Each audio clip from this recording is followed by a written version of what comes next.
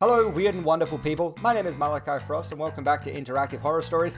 Today's story is called After Funeral. Now, After Funeral has multiple endings and many different ways to get screwed over.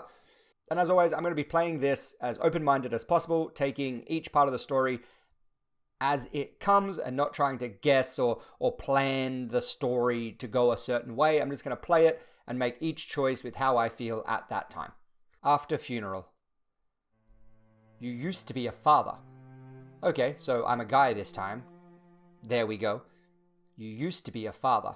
It has been 3 days since your son, Jonathan White, was buried in the graveyard of the local church. I already disagree with this. Used to be a father? I'm still a father. I know that the child died, but you are still a dad. He was 8 years old. He had golden hair, blue eyes, just like the beloved man in the Carpenter song, Close to You. Since your wife passed away giving birth to Jonathan, and since he has been your everything, he was your angel, and now he is gone. He died on a snowy winter's morning. You had gone to market, leaving him alone at home. When you arrived at home, you found Jonathan lying on the bed motionless. His face was covered with a pillow, choked. Police couldn't find any trace of trespassing. So we're going to blame ourselves. You clearly remember the solemn moments of Jonathan's funeral. In fact, you try to forget, but the details are in front of your eyes and they won't go away. The priest had intoned psalms and prayers, those you are not familiar with. You're not so religious. While the lifeless body of your son laid in the church, his feet were turned to the east. He was wearing black suit and shiny shoes. His skin was pale. He was way too young for all of this. Okay, I feel like I'm supposed to be remembering details. So golden hair and blue eyes. His feet were facing east, black suits, shiny shoes. Right. You wish it was you lying there instead of him. So you wish that you died, leaving your 8-year-old son just out in the middle of nowhere to live a life by himself? You're a monster. Like the day Jonathan died, it's a snowy day in all of Ohio. There are 3 inches of snow outside. It's 2 o'clock now. You are a writer who has been on writer's block since that day. Your favorite word processor is open in the computer. The screen is blank. You haven't written anything for a long time. There are cigarette butts in the ashtray and your black hot coffee in a blue cup on your work table. You chain smoke and consume a lot of coffee nowadays. Hello, sound effects. As you're sipping your coffee, the doorbell rings. Well, of course I'm going to go open the door. It's what I... Playing the game. You open the door. It's Bob. Hey, Bob. Your next door neighbor and friend. You drunk beers and had barbecue with him several times. Bob's a nice guy. He's a little overweight, has short black hair and no facial hair. He wears a dark blue jacket and a black beanie. Thank God I'm not wearing a blue jacket. Hey, how are you? I just wanted to see how you've been. I am fine. I'm still depressed. Be open with your emotions, man. Bob replies, I can imagine how hard it is. I never had kids. Then you don't know, Bob! You don't know! But I had a cat when I was younger. That's not the same thing, Bob! I loved her as my daughter. Then I had to bury her in the garden myself. It was tough. I know how much you love Jonathan. I'm shocked, like you, to see him gone. Bob continues, I'm going to the market right now. Do you need anything? You remember that you're out of cigarettes. No, thank you. Yeah, I need cigarettes. Well, if you need them, he's offering. One thing that I always found is if someone's offering to help and you say no when you need help and it's obvious you need help, they can feel shut off. Whereas if you just admit that you need help, that's when the healing begins. So yes, I need cigarettes. You need cigarettes? He put his hand in his pocket, then pulls out a pack of cigarettes. Maybe I'm a bad friend for doing this, but anyway, take this. I'll buy myself another pack at the market. You take the pack that has 10 cigarettes inside and thank him. Only 10? I'm chain smoking. That's not going to last me until you get back from the market. Okay, man. See you later. You say goodbye to Bob too. Then he goes. You close the door and sit back at your work table. You look at the computer screen. The should have been blank, but now it's not blank. Something is written. Daddy, I missed you. Shout Jonathan. Type Jonathan. Turn off the computer. I would freak out and turn off the computer, but then later on probably turn it back on and come back and write. So I'm going to go how I would play it. Turn off the computer. You turn off the computer and the monitor screen goes black. Then nothing else appears on the screen. You don't find anything to write in your novel, so you don't need to turn the computer on again. And yes, also the text disturbed you. You don't experience anything supernatural during the rest of the day. At night, you take your sleeping pills and fall asleep. You're having a vivid dream. You see Jonathan in a garden with green grass and colorful flowers. He runs around with happiness and angels. There are white-dressed angels all around him. Everyone is smiling. See, that sounds lovely. Let's leave Jonathan there. You're not part of this dream. Jonathan doesn't see you, but you're still content with seeing him happy in this Eden. He was always a benevolent boy, after all. He deserved to go to heaven. There's the doorbell again. You wake up to the sound of the doorbell. You take a look at the clock. It's 10 a.m. You wear your slippers, open the door. It's Bob. Hello, I need to show you something. He holds a newspaper in his hand. There's anxiety on his face. You take the newspaper. It's the Ohio's Local. Another kid choked to death. Officers are investigating the curious case of a repeated deaths of kids in the state. Yesterday night, a 6-year-old boy, Kevin Madsen, it's Kevin, was found dead in his bed by his parents. His face was covered with a pillow. What makes this interesting for officers? This is the 7th time a boy died this way this month in Ohio. Recently, 8-year-old Jonathan White also died with a pillow in his face. Sheriff Wolcott states that he finds the repeat events quite interesting. Okay, hold up. So this is the, what does it say? 7th time. So our son Jonathan was the 6th. The 6th case to happen this way in a month. And this is the first we're hearing about it being like a repeat thing. The police would have looked into Jonathan's death. They did. They found no sign of forced entry. If he was the 6th, surely we would have heard something about this already. But moving on. The end. There are 2 possible endings. Okie dokie. So I feel like I was definitely supposed to converse with Jonathan. So we're going to go back through and do this one again. I was planning on only doing kind of one ending for each story, but I feel like this one was super short. So I'm going to play back through again and see where it goes if we talk to Jonathan. I played back through to this point, identical to last time. So we answered the door, we were honest with Bob, and we asked for cigarettes. Daddy, I missed you. Type Jonathan. You type Jonathan at the computer, then new letters get added to the text on the screen. Whoever types it, he, she, it, writes fast. When they are finished, they have formed 2 sentences. I can hear you, Daddy. Talk to me. Shout Jonathan.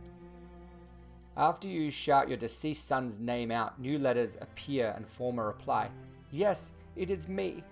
You're not a computer engineer, but you know that it is possible to hack someone's computer and pull a prank on them. If the computer is online, your computer is connected to the internet with an Ethernet cable. I'm going to pull out the Ethernet cable. You crouch down and frantically pull out the Ethernet cable from your computer. You expect that nothing else will be written, but no, you are wrong. I am in the computer. How's that possible, Jonathan? Good Lord said that I should be together with you. He said that I love you. And you love me, so he sent me back. Oh. Well, that's the first time I've ever heard of the good Lord doing that. And he said, you shall return to the earth in a computer. I'm so afraid, Daddy. It's cold and dark. It's so cold here. Please bring me back. Do you want to see me once again? Yes. Find 5 candles and wait for midnight. Bye for now, Daddy. See, 5 candles and waiting for midnight. That doesn't sound like you're talking about the good Lord upstairs. You're talking about the good Lord downstairs. You've only got 1 candle at home. You normally use the candle when the electricity is gone. So you didn't need more than 1 candle before. What will you do? Ask Bob for candles. Buy them from market. I'm going to talk to Bob. You wear your long beige coat and black leather boots and walk to Bob's house and ring the bell. After about 10 seconds, Bob opens the door. Hey, what's up? I thought you were going to market. Did all of this just happen? Bob would still be at the market. I need 4 candles. I receive strange messages. Says that it's Jonathan. I don't know whether in this case I would be so excited about it being Jonathan that I would just start telling people, or if I would still not be sure enough to say it out loud. But I'm going to say I've received strange messages, says that it's Jonathan. You explain to Bob everything that happened today, including the owner of the messages asking for 5 candles. Bob looks quite surprised. I think someone's pulling a prank on you. I don't really believe in ghosts or something like that, but if I were you, I would not do what he wants you to do. Are you still sure you want the candles? Yes, please. Very well. I'll go get them. He goes to the kitchen, then returns with 4 candles in his hands. Here you go. You thank him, take the candles, and return home. At home, you wait in front of your monitor. Nothing happens till midnight. Then a new message appears on the screen. I'm back, Daddy. Did you bring the candles? Yes. Good. Now let me explain how you can bring me back. Go to the cemetery. Dig up my grave. Bring my coffin home. What? Good Lord wants us to be together. Don't you want to bring me back to life? You are not Jonathan. Turn off the computer. You are not Jonathan. I will rape your wife's corpse. Do you hear me? I won't let you and her find peace. You are out of words in response to this tantrum. No other messages appear. You turn off the computer. You take a high dose of sleeping pills because you'll need it. You go to sleep. You see your deceased pretty wife in your dreams, except that she is not pretty anymore because she's a rotten corpse, a skeleton to be exact, lying within her coffin. You can't expect much to be left from her body after 8 years of death and decay. What makes this dream worse is the fact that she's moving. She's writhing inside the coffin. You can feel her pain and despair from how her body parts are moving. Well, this is slightly more involved than the doll was, isn't it? You wake up to the sound of the doorbell's ring. You take a look at the clock. It's 10 a.m. You wear your slippers and open the door. It's Bob. Hello, I need to show you something. He holds a newspaper. It's a local... Okay, so that's the same ending. I shouldn't have pissed him off. The ghost is going to rape my dead wife's corpse. We're doing it again. You know it's insane what you do, but you get prepared to get outside. You wear your coat and get your things. It's snowing like hell, a cold interpretation of hell outside. The sky has a bright purple color, illuminating the night with the help of the full moon behind the clouds. You get in your car and start it. The streets and roads are empty. There is only you outside in this hour of night. It doesn't take long to arrive at the church and its graveyard. Graveyard is covered with snow and grey mist. No lights come from the church. Either there is nobody inside or the priest is sleeping. That's good. You can't be seen while you're digging your son's grave. You find the graves of your son and wife. Jonathan White was buried next to his mother. There is an unoccupied area next to them where you will be buried when your time comes. You search for a shovel. You find it in about 10 minutes and are ready to dig. Dig the grave. You start digging Jonathan's grave. After 6 feet of digging, you reach the little wooden coffin. You climb down, carry the coffin up. After that, you climb up, carry the dirty coffin to your car's back seat. You'd never done anything this bizarre. After you reach home, you get out of your car, carry the coffin inside. Luckily, there's no one around. You drag the coffin to your living room center. You don't care about the floor getting dirty with soil. Thank you, Daddy, gets written on the screen. Now put the candles around my coffin like a star. Okay. You carefully place the candles around the coffin, making it the center of a star. You light them with your lighter. Now read this aloud, Daddy. Okay. A lonely goat on the mountain. He is thirsty. Thirsty for humanly love and affection. I shall give him the water. Read aloud. You read the lines. A lonely goat on a mountain. He is thirsty. Thirsty for humanly love and affection. I shall give him the water. And the coffin starts to shake. The coffin's lid opens slowly. You see Jonathan opening the lid and rising up. His skin is pale, almost white. You can smell the rot of his undead corpse. He is wearing that black suit that you can't forget. He stands on his feet and smiles at you. Then he steps outside the coffin, away from you, without saying anything. He does something that you wouldn't expect from the dead. He dances. He dances with joy. After half a minute, he stops dancing, stares at you. His eyes are still blue. Take me in your arms, Daddy. Take me to the bathroom. I want to show you something. It is impossible not to obey what he says. You feel his presence dominating the room, overwhelming you, and it's impossible to say no. You crouch down and take him in your arms. You carry him to the bathroom. You bring him to the dark bathroom. You turn on the light and get horrified by what you see in the mirror. The boy's reflection is different. His skin is burnt like coal. Jonathan had an innocent and handsome face, but the face you see is so far from being pleasant, it is like a really old man's face, who is also very ugly. and he has no hair.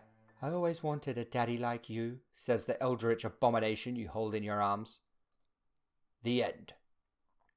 Yay, we resummoned the dead Jonathan. It's totally Jonathan. It's not a demon, it's Jonathan. It has to be Jonathan. All right, and that is The Funeral, the second of our interactive horror stories. If you like this video, make sure to give it a thumbs up. If you want to keep seeing me read our way through the stories, let me know down in the comments section below. But for right now, as always, Frost Squad, have a good day, have a good life, and I'll catch you all down the road.